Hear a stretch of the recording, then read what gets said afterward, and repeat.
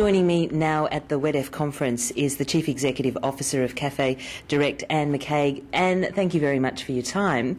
I wanted to ask you first about the very close relationships that Cafédirect has developed with producers in Kenya, for example. With the political turmoil in countries like that, how does that affect the work that you do in those countries? Well, interestingly enough, in Kenya, we have been very fortunate because our producers have been very much not affected by logistical problems. All of our coffee and tea has managed to come out of Kenya without as many problems as you might have expected. So sometimes these things can get blown out of proportion in media terms.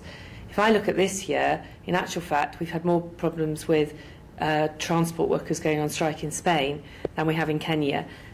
Our model is one where, first of all, we play above the fair trade price, whatever that price may be. So we're paying 10% above that in all the markets. And that is what we call a social premium. And then on top of that, we're also placing over 50% of our profits back into the various different communities we're working with. We also have 2 growers on our board, and this is very much a partnership model where our producers and growers are actually only a share in the business as well. So we're all in it together, really. That's exactly what it's all about. And when it comes to looking at the benefits out of this model, clearly there are financial benefits which take 2 kinds of forms. These social premiums which go into the communities to provide things like clean water in a village, and then there are also premiums that there are monies which go back to strengthen the businesses, and this is what makes it a very sustainable model because our producer partners are constantly receiving the profits back from Cafédirect into these businesses to make them stronger through training, various different capacity building operations which will make them successful and will give them other markets. And we have plenty of success stories in that area to talk about. I recently went to Tanzania and I was welcomed into a village where the social premiums had paid for clean water. And we effectively are changing people's lives as a result of stopping people having to walk 10 miles to get water. We'd brought water to this village.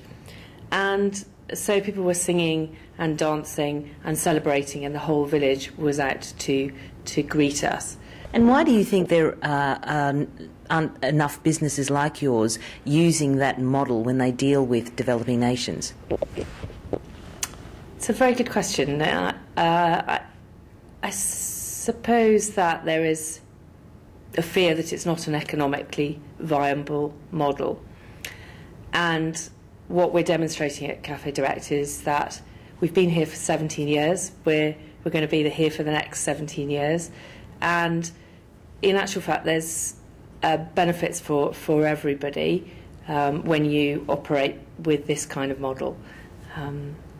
But I believe things will change. I know things will change because more large corporations will see the success of this model, and there will be pressure for people to change.